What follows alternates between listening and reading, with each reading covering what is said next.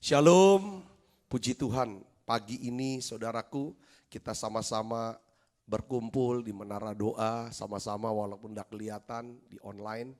Nah, saya ingin sharingkan tentang satu judul khotbah saya hari ini adalah mukjizat itu masih ada. Sebenarnya atmosfer iman, mukjizat itu masih ada. Nah, itu terambil dari Kejadian 1 ayat 1 sampai 3. Kejadian 1 ayat 1 sampai 3, saudaraku. Ini adalah ayat pertama, ini menjadi prinsip yang penting dalam kehidupan kita. Kalau kita mau berjalan bersama Tuhan, kehidupan Kristen kita hidup yang mengalami kemenangan demi kemenangan. Saudara, 3 ayat ini merupakan satu kebenaran yang luar biasa yang bisa menuntun hidup kita. Mari kita akan baca sama-sama. 1, 2, 3. Pada mulanya Allah menciptakan langit dan bumi. Bumi belum berbentuk dan kosong, gelap gulita menutupi samudra raya. Dan roh Allah melayang-layang di atas permukaan air. Berfirmanlah Allah, jadilah terang, lalu terang itu jadi. Ayat yang ketiga, berfirmanlah Allah, jadilah terang, lalu terang itu jadi. Ibu bapak saudara yang kasih dalam Kristus, ya, mukjizat itu masih ada. Mukjizat itu masih ada bagi orang yang percaya kepada Tuhan Yesus. Katakan amin. Saudara percaya? Katakan amin. Jadi kemarin waktu kami dalam perjalanan mau pulang, saudaraku, saya telepon salah satu daripada kita punya pengerja yang baru dioperasi, katanya ada tumor di sebagian leher sebelah kiri apa sebelah kanan. Sudah selesai, tapi rupanya pada waktu pas operasi, rupanya ada tumor lagi satu di sini. Dan dia ceritakan tentang sudah selesai operasi yang ini dan operasi yang satu lagi. Kata dokter tuh lagi mau diambil dan hasilnya nanti Senin dan harus dioperasi lagi. Dia cerita, dia minta saya doakan, ya kan, saya langsung angkat telepon, kita doa bareng. Kita doa bareng saudaraku, dan tadi pagi dia WhatsApp saya, dia bilang pada waktu selesai doa itu seperti kayak ada panas kuasa tuh, itu tuh apa namanya, ngaduk-ngaduk daripada leher dia sampai keturun ke bawah. Dan yang dimana tuh rasa sakitnya luar biasa dari tumor yang sini nih, yang belum dioperasi katanya, dan juga tempat operasinya, saudaraku, sebelah leher tuh sakit sekali tempat ini. Pada waktu ada kayak rasa hawa panas itu ngaduk-ngaduk leher dia waktu selesai didoakan. Itu dia bilang ininya rasanya hilang sakitnya. Terus istrinya pegang pun dia gak kesakitan. Dia bilang ini saya percaya kuasa Tuhan ini sedang bekerja. Ini adalah mukjizat Tuhan buat saya. Dari situlah saya bikin judul khotbah, saudara, pagi ini. Mukjizat itu masih ada. Mukjizat itu bagi ada. Ya kadang-kadang saya tadi juga dalam perjalanan bicara sama istri. Ya mukjizat itu masih ada bagi orang yang percaya. Kata percaya ini kadang-kadang gini, cuman Tuhan deh yang bisa nyembuhin. Itu katanya. Kadang-kadang itu bisa terjadi di dalam kehidupan seseorang yang duit udah gak ada, gak punya. Orang-orang sederhana, saya bilang gitu. Ya pokoknya kalau berobat pun harus pakai BPJS. Enggak kan kepikiran ada alternatif. Kalau doa, habis doa, oh kepikiran dokter ini akan nyembuhin. Kalau udah cuman satu aja jalannya, Tuhan, itu sepertinya tekanan kekuatan untuk nyampe doanya ke sorga itu lebih kuat. Saudara ngerti poinnya saya adalah seperti itu. Jadi mukjizat itu masih ada bagi orang yang percaya pada Tuhan. Tetapi kita tidak akan pernah bisa mengalami yang namanya mukjizat dari Tuhan apabila kita tidak berada di dalam apa? Atmosfer yang tepat. Atmosfer yang tepat. Ya. Kita harus berada di dalam atmosfer apa? Iman. Hadirat Allah. Seperti kayak ikan hiu yang saya berapa minggu yang lalu saya tayangkan yang namanya itu nama apa, burung raja wali menerkam daripada ikan hiu, saudara, di laut diambil, saudaraku. Besar sekali ikan hiunya ya, itu dibawa terbang. Jadi ikan hiu yang begitu ganas, yang begitu hebat, istilahnya dia mah raja laut lah pokoknya. Itu sama sekali nggak berdaya apa-apa ketika dia diambil keluar dari apa? Dari habitatnya. Jadi setiap makhluk hidup, kalau dia tinggal di habitatnya, maka dia akan bisa sangat punya kekuatan yang hebat, punya keterampilan yang luar biasa. Pokoknya semua potensi yang dalam dari dia itu keluar semua. Tapi kalau dia keluar dari habitatnya, lingkungan hidupnya, maka dia seperti tidak berdaya apa-apa. Nah, saya mau sharingkan hari ini, habitat kita, lingkungan hidup daripada manusia itu adalah apa? Sebenarnya di awal mula Tuhan tuh tempatkan manusia di mana? Di Taman Eden. Itulah tempat di mana manusia dengan Allah dia bersekutu. Disitulah Adam dan Hawa bersekutu dengan Allah. Kita tidak tahu itu dalam kekekalan yang begitu kekal. Saudara, yang begitu lama sekali. Itulah habitat daripada manusia. Di mana Adam, saudara, dengan seluruh potensinya sebagai manusia. Alkitab katakan, dia memberi nama binatang-binatang. Apa yang diberi nama, itulah sifat yang akan terjadi, saudaraku. Begitulah nasib dan masa depan daripada binatang itu. Dia bisa ingat semua nama-nama binatang. Dia punya kuasa dalam perkataannya. Kenapa? Adam hidup di dalam habitatnya, dalam lingkungannya. Itu apa? Hadirat Allah, Taman Eden. Nah, hari ini juga, ini yang saya mau bagikan kepada saudaraku. Ya kan? Hadirat Allah itu adalah habitat kita. Katakan amin, saudara. Pentingnya saudara dan saya membangun yang namanya atmosfer hadirat Allah. Atmosfer iman. Nah, di sini kita lihat sudah dari ayat per ayatnya. Kejadian 1 ayat 1 sampai 3. Kita lihat sini. Dalam kitab Kejadian 1 ayat 1 sampai 3. Itu dijelaskan ayat yang keduanya, saudara. Bumi belum berbentuk dan kosong. Gelap gulita menutupi samudra raya. Roh Allah melayang-layang di atas permukaan air. Ini ayat 2 ini bicara tentang apa, saudara? Keadaan yang begitu kacau. Ya, kalau kehidupan sehari-hari mungkin kita juga bicara, waduh, masa depan saya jadi gak berbentuk, Pak. Keadaan jadi gak berbentuk dah. Dari rohani, dari jasmani, mungkin dari hubungan, dari keuangan ini gak berbentuk, kosong, gelap, gak tahu mau buat apa. Satu hal, saudaraku, saya percaya terang itu akan hadir. Kalau di sini katakan Roh Allah melayang-layang di atas permukaan air itu. Saudara, di sini katakan pada saat Roh Allah melayang-layang di atas permukaan air, sesungguhnya Tuhan sedang membentuk sebuah atmosfer. Saudara, atmosfer ini kerajaan Allah, yaitu atmosfer iman. Saat atmosfer kerajaan Allah, iman itu sudah terbentuk, selanjutnya Allah berfirman, jadilah terang. Lalu terang itu jadi. Nah, saudara, saya mau bicara gini. Banyak orang tidak menyadari sebelum Allah berfirman, ada Roh Kudus yang melayang-layang. Ada Roh Kudus yang bergerak. Begitulah polanya dalam penciptaan. Begitu pula pola kerja Allah hingga saat ini.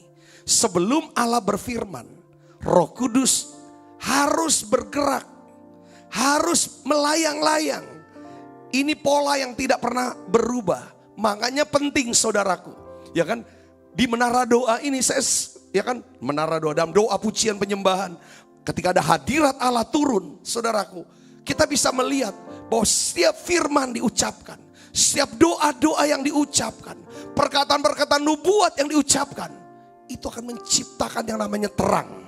Itu menciptakan satu pengertian. Itu menciptakan namanya mujizat Allah. Yang ngerti katakan amin. Makanya penting dalam hidup kita, Roh Kudus harus bersemayam. Roh Kudus bersemayam di atas puji-pujian kita. Katakan amin. Nah, ucapan syukur, nyanyian pujian, sikap hati yang menyembah, itu adalah yang penting. Untuk apa? Membangun atmosfer daripada kerajaan Allah. Katakan amin saudara. Ya, jadi memang jangan atmosfer daripada kerajaan, atmosfer daripada iman atau atmosfer hadirat itu ditandanya di berapa saudara? Hati kita adalah penuh dengan damai sejahtera. Kita lihat di dalam penciptaan ini, saudara, itu Allah Tritunggal. Bapa, Anak, dan Roh Kudus itu bekerja di dalam penciptaan ini. Nah, saya ingin bagikan tentang Bapa. Bapa itu siapa sih? Bapa itu adalah sumber hidup. Yohanes 5 ayat 26. Anak ini siapa? Ini saluran dari sumber hidup. Yesus Kristus, yaitu firman. Salurannya ya firman. Nah, Roh Kudus itu adalah kuasa yang mengalirkan sumber melalui saluran itu. Jadi Roh Kudus melepaskan sumber kehidupan untuk menjamah, menghidupkan, dan mengubah kita. Dari hari pertama Roh Kudus sudah bekerja, saudara. Dia menyalakan firman Tuhan untuk menghasilkan terang di tengah kegelapan. Jadi saudaraku, kemahiran kita membangun atmosfer hadirat Allah itu adalah kunci untuk memasuki dan memiliki masa depan yang penuh dengan pengharapan. Jika kita bisa memiliki dan mengalami kehidupan yang penuh dengan atmosfer hadirat Allah, yaitu damai sejahtera, maka masa depan kita, saudara, akan penuh dengan pengharapan. Katakan amin. Oleh karena itu hari ini saya ingin dorong saudaraku. Pentingnya belajar, melatih diri, membangun atmosfer kerajaan Allah. Yaitu atmosfer iman, hati yang percaya dalam kehidupan sehari-hari. Kalau saudara dan saya mau melihat dan mengalami kuasa Allah bekerja lebih dahsyat dalam hidup kita. Kalau kita ingin mengalami urapan kasih yang lebih besar untuk melenyapkan ketakutan kita, kita harus membangun atmosfer hadirat Allah. Ya kan? Atmosfer hadirat Allah ini penting, saudaraku, untuk memiliki sikap iman yang tenang dalam hidup kita. Ibu bapak saudaraku yang Kristus. Jadi Tuhan tidak pernah bisa kerja intinya kalau belum terbentuk atmosfernya. Atmosfer kerajaan Allah. Katakan amin saudaraku, katakan amin. Nah, saya mau kasih contoh aja, langsung contoh gini. Suatu hari Tuhan Yesus berkata kepada orang Israel. Ada banyak janda di Israel ya, yang mengalami kelaparan pada waktu itu. Ya, tapi Tuhan tidak mengutus Elia kepada salah satu janda di Israel, ya kan, untuk melakukan mujizat. Saudaraku, janda Israel kelaparan, mati kelaparan. Tapi kenapa kok Allah, kata Yesus, mengutus Elia kepada salah satu janda di Sarfat? Ya saudara tahu daerah Sarfat yang di Sidon itu, saudara, merupakan kampung halaman dari Ratu Isabel, musuh Elia. Nah, pernyataan Tuhan ini menusuk hati daripada banyak orang Israel. Sebab seringkali memang ketika kebenaran disampaikan itu bisa membelah. Ya kan? Jadi kita udah tahu zaman Elia, musuh Elia itu Ahab dan Isabel. Saudaraku, kita udah tahu. Nah, sekarang kenapa kok Tuhan tidak mengutus Elia kepada salah satu janda yang ada di Israel? Tapi justru bukan orang Yahudi, tapi justru kok orang yang bukan Yahudi, janda di Sarfat. Saudara tahu bahwa pada saat itu raja Israel namanya Ahab, istrinya Isabel. Isabel itu bukan orang Israel ya, itu orang Sarfat dekat Sidon, situ-situ. Saudaraku. Nah, Ahab ini dia menghasut. Ya, istilah zaman sekarang ini mengeluarkan ujaran kebencian kepada seluruh orang Israel. Mereka bilang begini, si Ahab bilang begini sama Isabel. Bencana kekelaparan ini, bencana kekeringan ini disebabkan oleh karena doanya Nabi Elia. Disebabkan oleh ulah Nabi Elia. Jadi rupanya saudara, Ahab, ini raja Israel, dan Isabel berhasil meracuni bangsa itu dengan ujaran kebenciannya.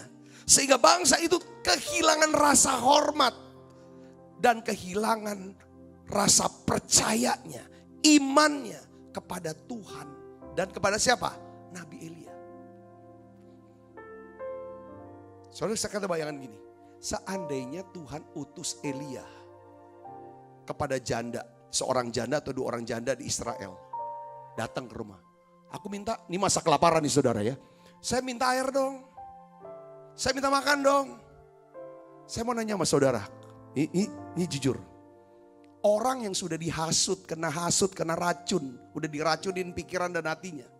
Jadi dengan ujaran kebencian, mau gak ngasih makan? Aku gak yakin, pasti dia ngomong gini. Kalau Elia bilang, Elia beri aku makan.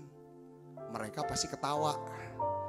Mereka pasti berkata, kau tahu tidak, semua kesengsaraan, kemalangan ini, itu hasil doamu, hasil ulahmu sendiri. Sekarang kau minta makan sama aku lagi.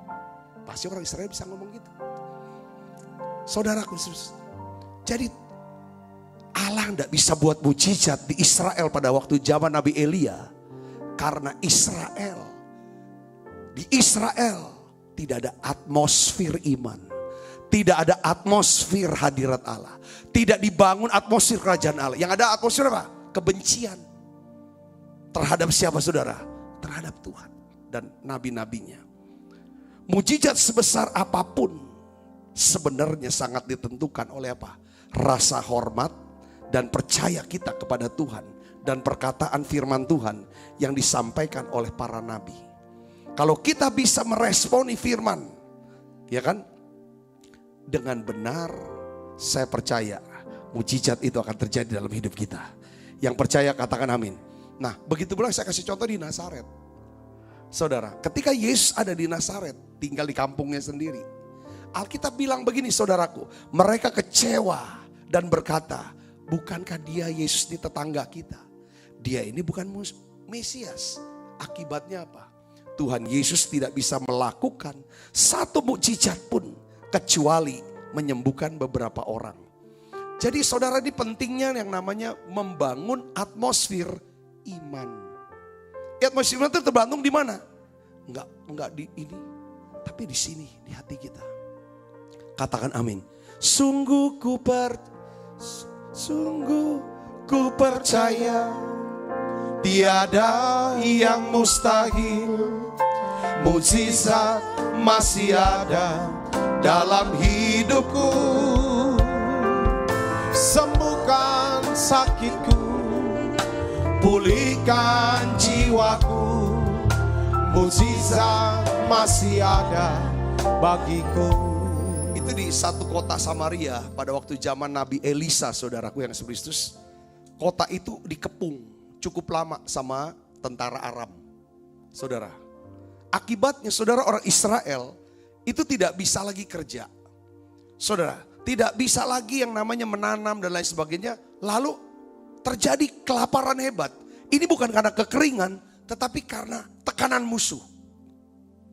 Saudaraku, kelaparan hebat ini saudaraku mengakibatkan apa yang terjadi saudara? Tidak ada makanan sama sekali.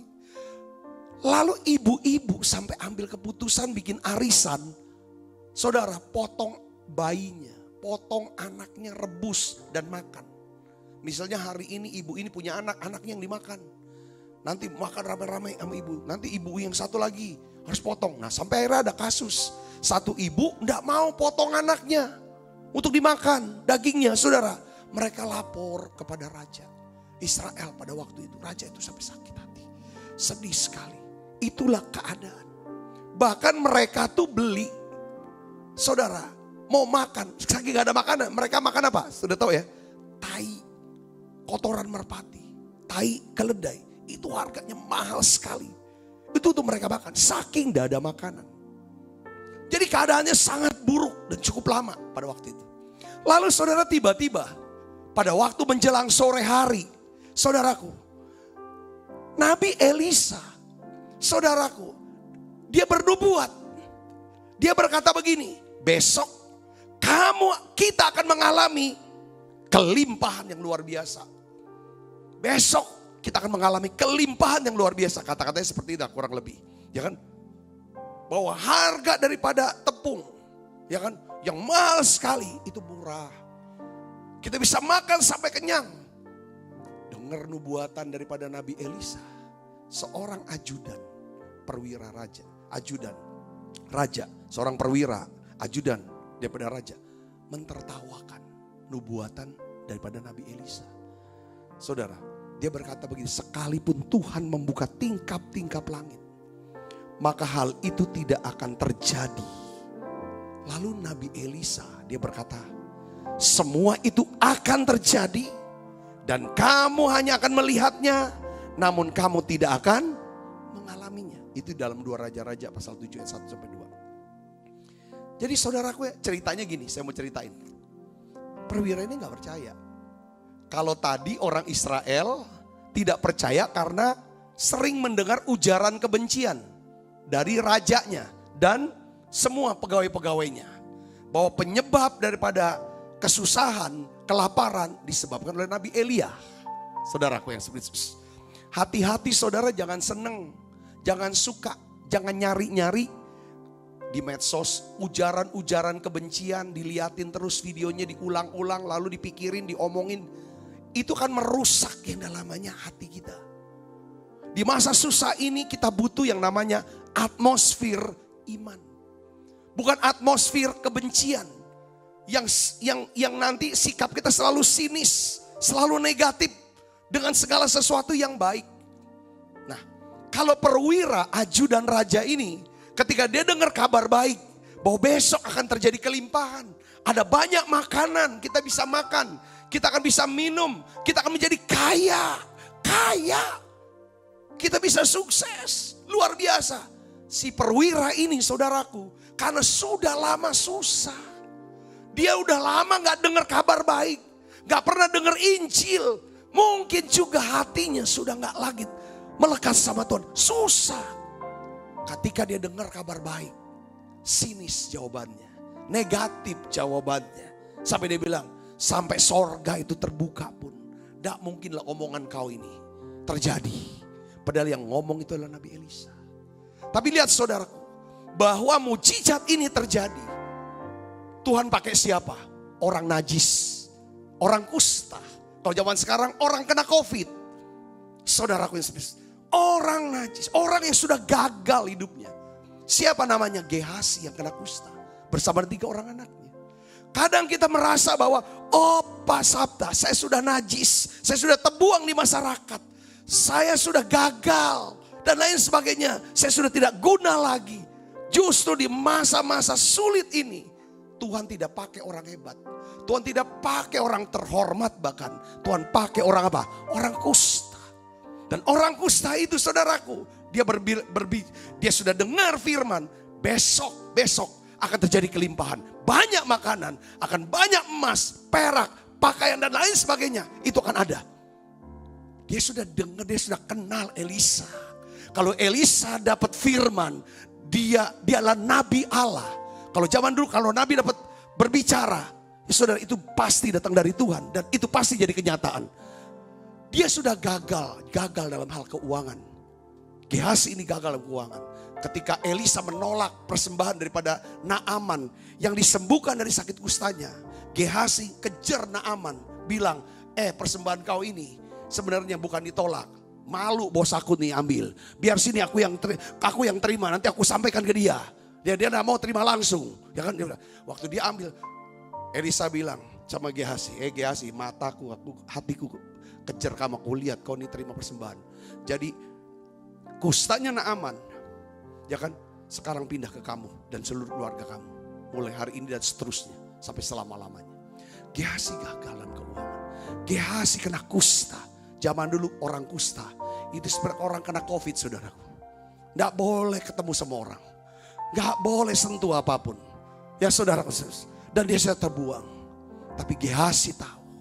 Gehasi kenal.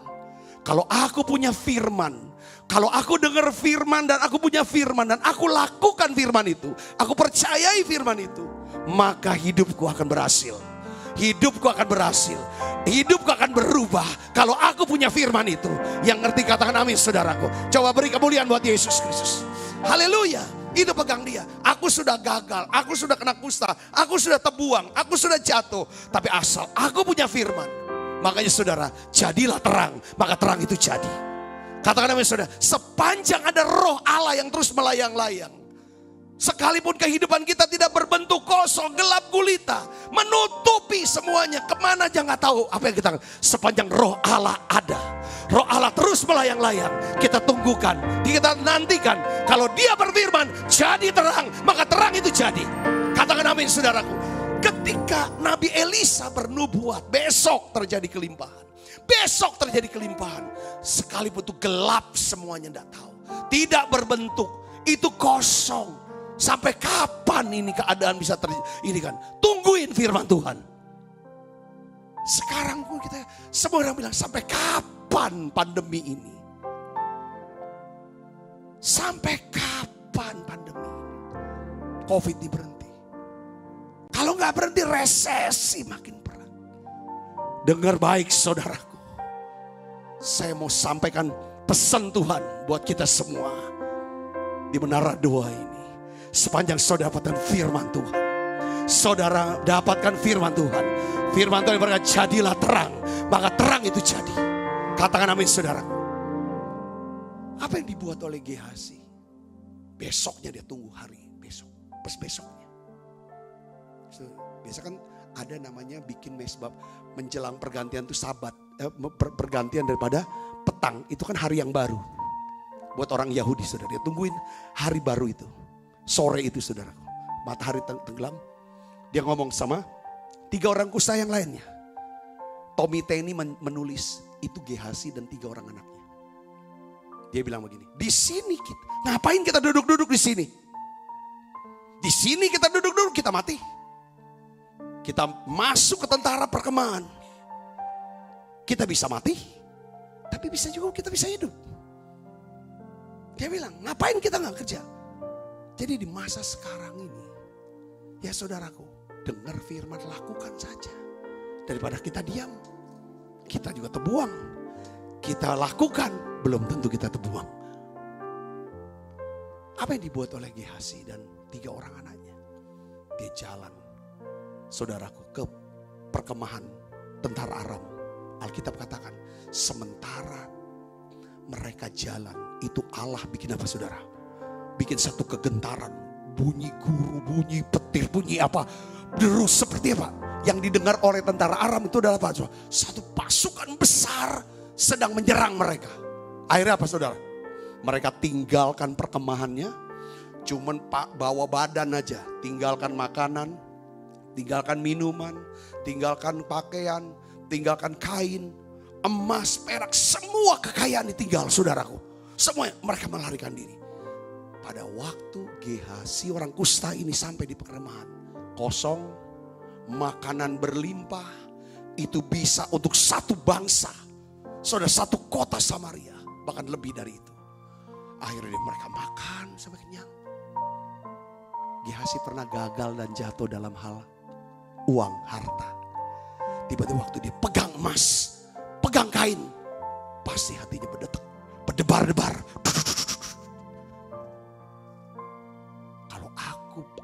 Semua aku kaya, tapi aku jatuh, aku jadi kusta karena aku serakah. Aku udah boleh serakah lagi. Aku mau bertobat, tinggal dilepas. Jangan ambil emas, jangan ambil apa. Stop, kita cukup makan aja.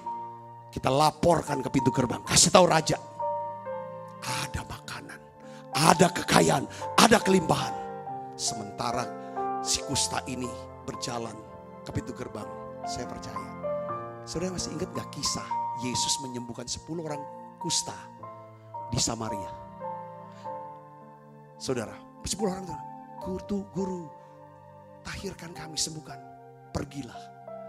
Perlihatkan dirimu pada. Sementara mereka berjalan 10 orang kusta itu, semua mereka disembuhkan dan 1 orang Samaria yang datang. Bukankah Gehazi orang Samaria yang kena kusta? Saya percaya. Sementara dia berjalan dari perkemahan tentara Arab menuju pintu gerbang untuk memberitakan kabar baik, ada makanan, ada kelimpahan, dia jadi berkat buat satu kota, satu bangsanya.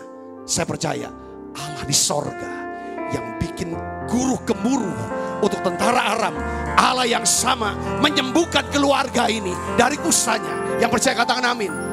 Pasabta, apa buktinya? Buktinya adalah Gehazi jadi sahabat raja.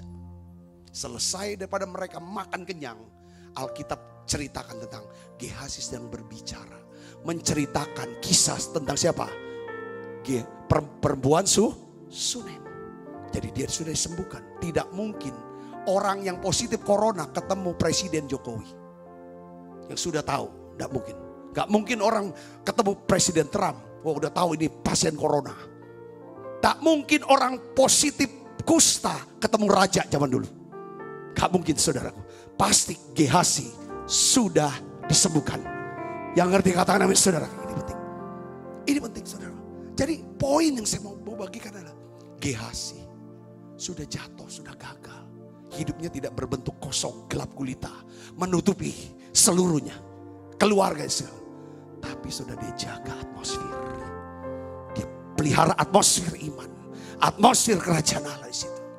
Dan ketika firman itu datang, dia nikmati firman itu.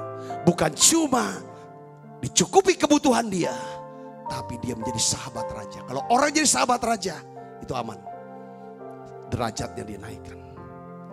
Keuangannya dicukupi seluruhnya. Bahkan dia yang berkata, itu perempuan Sunem, saya kenal baik. Ya kan betul, ketika profesor mengadukan pada raja bahwa tanahnya, ladangnya, rumahnya diambil orang. Dia bilang itu saya kenal. Ini orang yang kita cerita. Akhirnya bisa jadi berkat. Bukan cuma satu bangsa, juga untuk perempuan Sunem. Hari ini saya tidak lama untuk bicara kepada saudara. Bangun atmosfer iman. Bangun atmosfer iman. Katakan amin. Bangun atmosfer. Artinya apa? Yang pertama, saudara perlu percaya kepada Tuhan dan kepada nabi-nabinya. Saudara percaya kepada Tuhan dan firman-Nya yang disampaikan oleh para hamba Tuhan. Katakan amin.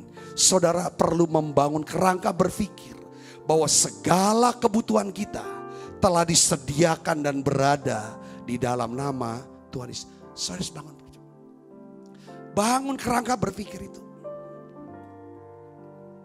Katakan amin. Yuk, katakan bersama dengan saya, sama-sama yuk. 1, 2, 3. Segala kebutuhan saya telah disediakan dan berada di dalam nama Tuhan Yesus. Segala kebutuhan saya telah disediakan dan berada di dalam nama Tuhan Yesus. Terus omongin itu. Jika tangan kita enggak cukup kuat dan enggak sanggup untuk mencukupi kebutuhan kita, percaya ada tangan Tuhan yang sanggup memelihara kita dengan cara yang ajaib. Katakan amin saudara. Seperti Tuhan memelihara saudara dengan tangannya. Dia pakai burung gagak. Burung gagak dipakai Tuhan. Ya kan, untuk beri pelihara Nabi Elisa dan Nabi Elia di masa kelaparan. Tuhan pun bisa melakukannya untuk saudara. Ini tanamkan ini dulu. Bangun atmosfer iman. Tungguin firman Tuhan itu. Kalau Tuhan tutup pintu, satu pintu ini, satu pintu ini tertutup buat kita, Dia sanggup untuk buka pintu yang lain untuk kita bisa masuki. Tanamkan ini, percaya sama Tuhan, percaya sama firman-Nya, percaya sama karakternya. Karakter Tuhan tidak berubah, firman Tuhan tidak berubah. Itu dasar kita percaya. Karakter Tuhan itu apa? Tuhan adalah karakternya bisa dipercaya, bisa diandalkan. Langit bumi akan berlalu, tapi firman Tuhan tidak akan berlalu. Yang kedua, kita perlu percaya kalau Tuhan menuntun kita, Tuhan pasti memelihara kita. Kalau Tuhan menuntun kita, Tuhan pasti memelihara kita. Mazmur 73:24 katakan begini, dengan nasihat-Mu Engkau menuntun aku, dan kemudian Engkau mengangkat aku ke dalam kemuliaan. Dengan nasihat. Nasihat Tuhan adalah apa? Tuntunan Tuhan. God guides, God provide. Apabila kita mentaati tuntunannya, maka Tuhan akan mengangkat kita ke dalam kemuliaan-Nya. Katakan amin. Ya. Nih, Tuhan tuh tuntun Nabi Elia nih, Nabi Elia.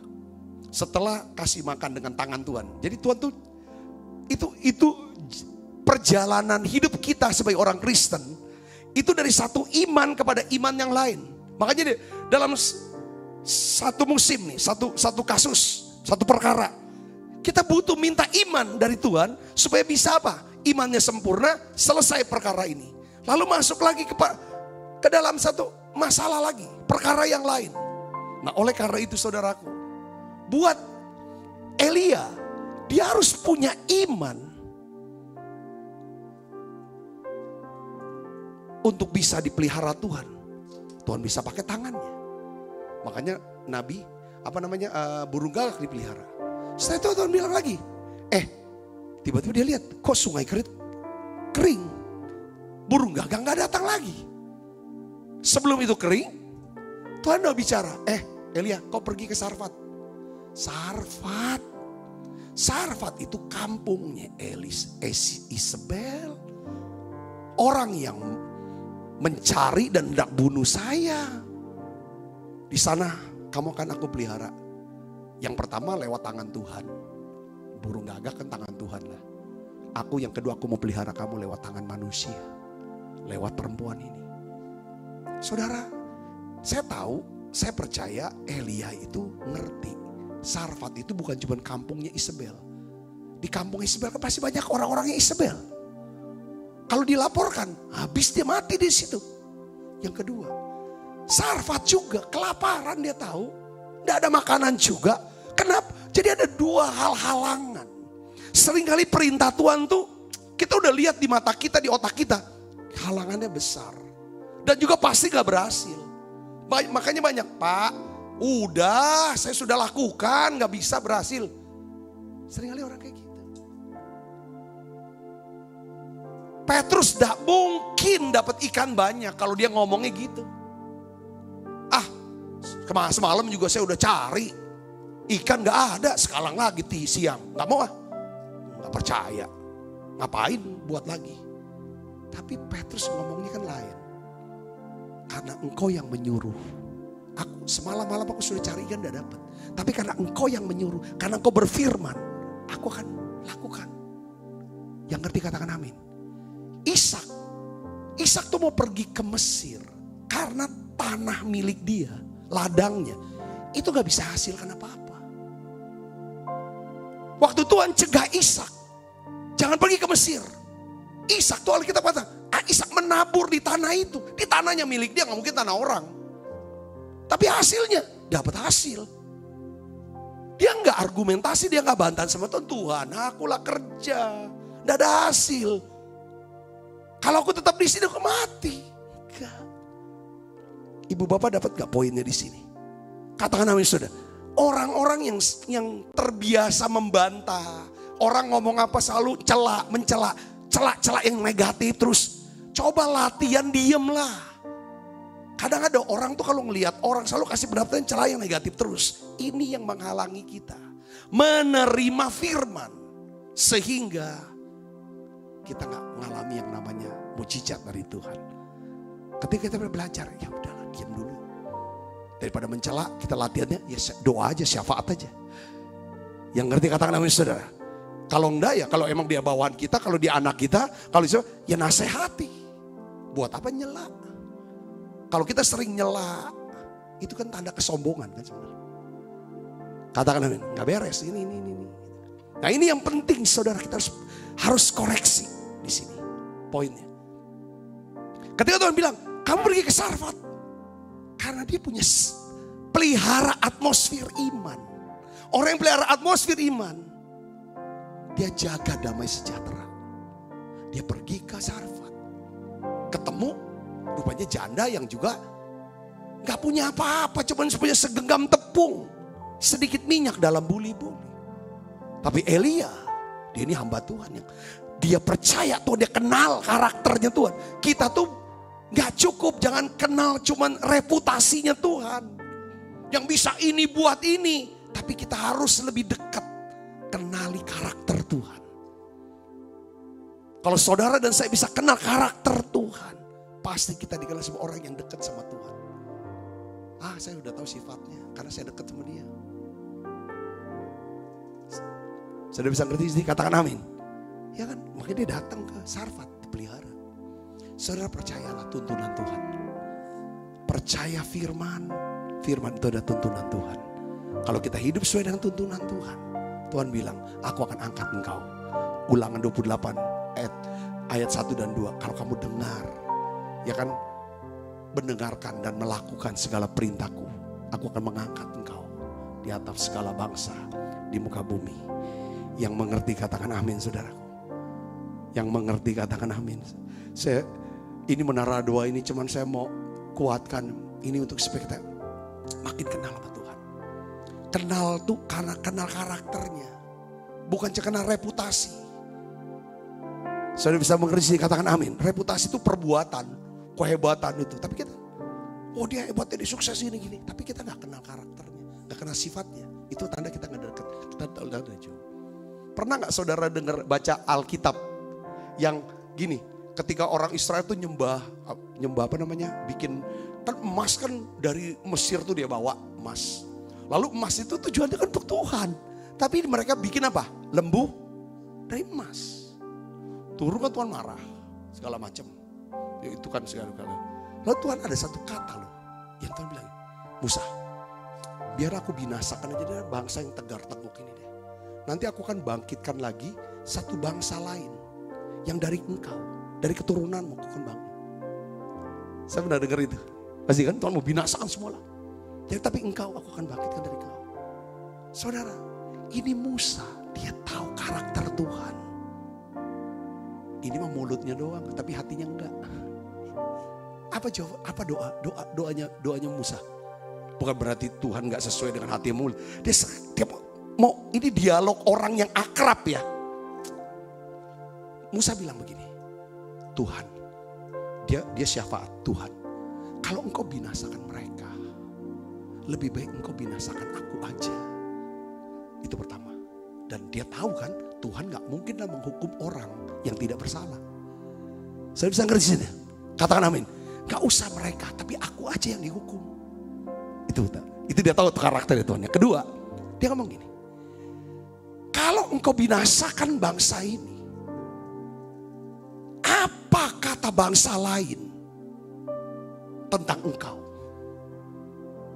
Dia tuh jagain reputasi Tuhan.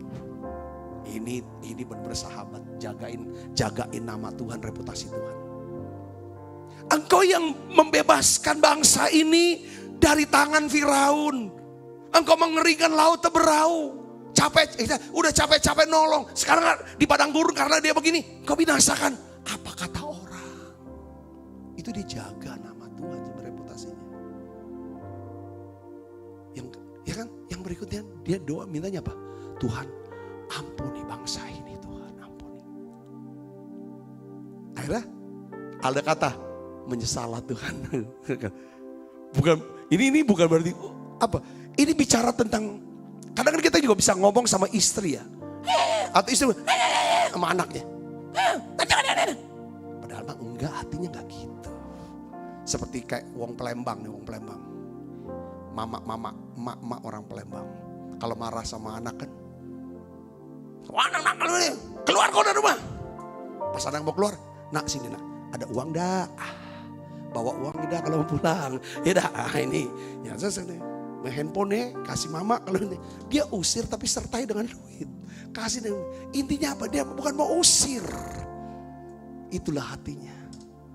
Saya berdoa saudaraku, kita bukan cuma percaya Tuhan yang sanggup lakukan segala macam, tapi kita harus kenali juga sifatnya dia, karakternya dia. Terakhir saudara, saya mau bagikan yang terakhir ini poinnya. Kita perlu mempercayai Tuhan dari satu hari kepada satu hari berikutnya. Pakai istilahnya one day at a time. Ini penting saudaraku. Orang ada di Palembang tuh ada istilah hati Arian. Hatinya Arian. Itu bukan itu maksudnya saya. Artinya di sini saudaraku, yang kasih Yesus, kita harus belajar mempercayai Tuhan dari satu hari ini kepada satu hari berikutnya.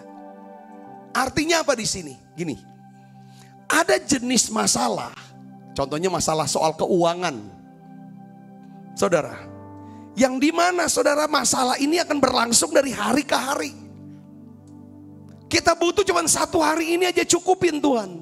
Besoknya kita tidak tahu apa lagi.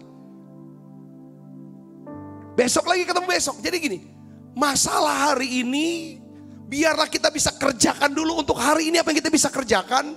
Lalu sisanya diserahkan Tuhan. Gak usah lagi mikirin besok dulu. Ada saat dimana waktu kita itu seperti itu. Katakan amin saudara. Kalau kita bisa belajar mempercayai Tuhan, bahwa Dia bisa mencukupi kebutuhan kita 1 hari ini saja, itu akan membuat hidup kita lebih damai sejahtera. Besok bangun, malamnya harus tidur. Jangan mikirin besok. Pas bangun baru mikir tuh hari itu. Mikir hari itu, doa hari itu, minta Tuhan hari itu, kerjakan hari itu. Jadi kita harus bisa hidup. Makanya ada lagu, One Day at a Time. One day at a time, sweet Jesus, that's all I'm asking of you.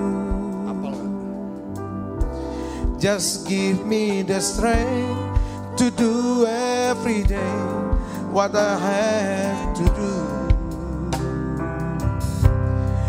Yes, there is more, sweet Jesus, and tomorrow might never be mine. Help me this one day at a time. Intinya gini saudara, coba ininya. Ini lagunya bagus, coba liriknya. Ini bagus nih liriknya. Dia minta Tuhan tolong untuk hari ini aja. Ya kan, ini untuk hari ini aja buat saya. Ya kan, karena hari esok itu bukan milik saya kok. Yang jadi milik saya tuh hari ini. Ya kan, sekarang untuk hari ini tunjukin jalan buat saya. Tunjukin jalan apa yang harus saya buat. Untuk hari ini aja. Nanti sudah selesai hari ini, malam aku mau tidur. Besok aku bangun pagi. Tuhan tunjukin lagi jalan. Untuk hari ini. Karena besok itu belum tentu milik saya. Tapi hari ini. Nah jadi ada dalam hidup kita. Pertama saudara, kita harus percaya sama Tuhan. Dan percaya sama firman-Nya. Yang kedua saudara, kalau Tuhan sudah berfirman, itulah tuntunan Tuhan buat setiap kita. Kalau kita hidup dalam tuntunan Tuhan, maka Tuhan akan mencukupi segala kebutuhan kita. Yang ketiga, kalau saudara hidup dalam krisis yang begitu berat, khususnya keuangan ya. Keuangan. Kita ini butuh untuk nutup hari ini kebutuhan kita. Itulah pakai iman. Yang Tuhan bilang begini. Matius 6 ayat 34. Ini nasihat Tuhan nih. Nasihat Tuhan. Matius 6 ayat 34. Sebab itu janganlah kamu khawatir akan hari esok. Karena hari esok mempunyai apa? Kesusahannya sendiri. Kesusahan sehari cukuplah untuk apa? Sehari. Kesusahan hari ini udah cukup untuk hari ini, jangan ditambahin lagi untuk mikirin besok. Besok belum tentu milik kita. Pokoknya hari ini dulu, itu ada 1 hari harus itu. Yang kedua, kalau kita lagi sakit ya, sakit. Kita udah gak mikir gimana. Yang penting hari ini bisa lewatin rasa sakit itu. Karena kita gak tahu kapan Tuhan mau sembuhkan kita kan. Tapi paling tidak hari ini Tuhan berikan saya napas hidup dan bisa lewati kesakitan ini. Jadi dalam hidup kita sehari-hari kita perlu yang namanya iman. Untuk one day at a time. 1 hari ini aja Tuhan. Makanya kenapa doa Bapa kami itu bicara tentang iman 1 hari ini Tuhan. Berilah kami makanan kami pada hari ini yang secukupnya. Supaya besok kita bisa datang lagi ke Tuhan. Yang mengerti katakan amin. Nah untuk bisa punya iman yang untuk 1 hari. Sehingga kita tidak khawatir tuh hari esok. Saudara dan saya harus baca ayat sebelumnya. Kalau ayat sebelumnya dari Matius 6 ayat 34 sebelum 34 berapa? 33. Apa ayat 33 bicara? Tetapi apa? Carilah dahulu kerajaan Allah dan kebenarannya. Kerajaan Allah bicara tentang Allah sendiri. Kebenarannya bicara firman Tuhan.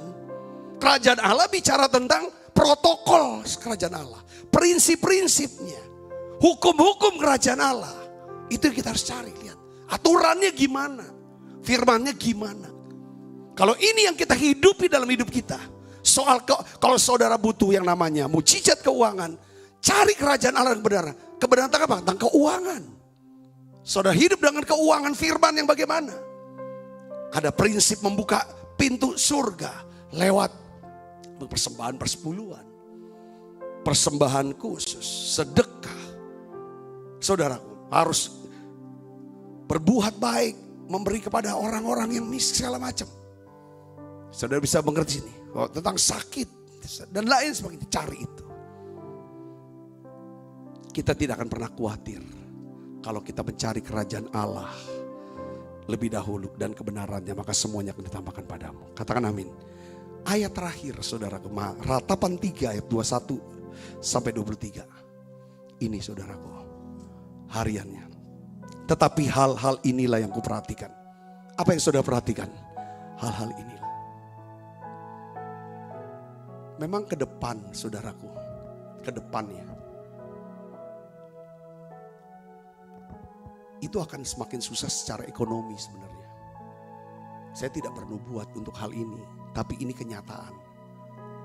Prediksi-prediksi. Kalau Indonesia tidak separah Singapura, tidak separah daripada Korea atau Jepang mungkin, itu sebenarnya itu karena anugerah Tuhan, saudara. Dan kita minta supaya Tuhan pelihara kita. Kita minta kemurahan Tuhan buat kita pribadi. Ini penting saudara, ini gak bisa. Saudara harus ada di habitat. Saudara harus ada di lingkungan hidup kita sebagai manusia. Yaitu apa? Hadirat Allah. Ada damai sejahtera sukacita. Ada kebenaran, damai sejahtera sukacita. Itu harus ada di sini. Dan kalau ada di sini, saya yakin seperti Tuhan pelihara Nabi Elia, Dia akan pelihara kita dengan cara supranatural. Yang percaya katakan amin. Ini hari ini kita butuh seperti itu. Saudaraku, di sini dikatakan oleh karena itu di sini bilang harian. Hal ini harus perhatikan. Bukan omongan manusia yang bikin takut. Lihat keadaan yang bikin takut. Prediksi yang lebih, itu semua boleh prediksi, tapi kita untuk waspada, untuk mendorong kita antisipasinya gimana dengan hikmat Allah. Tapi yang harus kita perhatikan apa? Tidak berkesudahan kasih setia Tuhan. Tak habis-habisnya rahmatnya. Selalu baru tiap pagi. Besar setiamu. Katakan amin. Mujizat itu masih ada buat saudara. Tapi kita harus bangun atmosfer kerajaan. Atmosfer iman. Atmosfer yang namanya apa? Hadirat Allah. Kita bersyukur Tuhan beri kita namanya wadah ini saudaraku. Menara doa ini satu wadah. Yang dimana Tuhan mau kita sepakat sama-sama. Ayo walaupun kita gak duduk bareng. Kita gak kumpul bareng. Saudara, tapi kita dalam waktu bersama. Kita bisa ada lewat YouTube channel ini. Saudara, kita doa, kita muji, kita menyembah. Kita nantikan Tuhan. Kita tungguin firman-firman Tuhan ini. Saya percaya. Sekalipun keadaan saudara seperti bumi belum berbentuk. Sepertinya kosong, gelap gulita. Menutupi semuanya. Perhatikan satu hal. Biar roh Allah, roh kudus terus mengurapi saudara. Terus memenuhi saudara. Terus menguasai saudara. Sampai saudara mendapatkan firman Tuhan yang berkata, jadilah terang. Jadilah terang. Jadilah terang. Maka terang itu jadi. Terang itulah pengertian. Terang itulah mujizat. Terang itulah yang kita mau lihat. Terang itu adalah Yesus Kristus sendiri. Mari kita bangkit berdiri.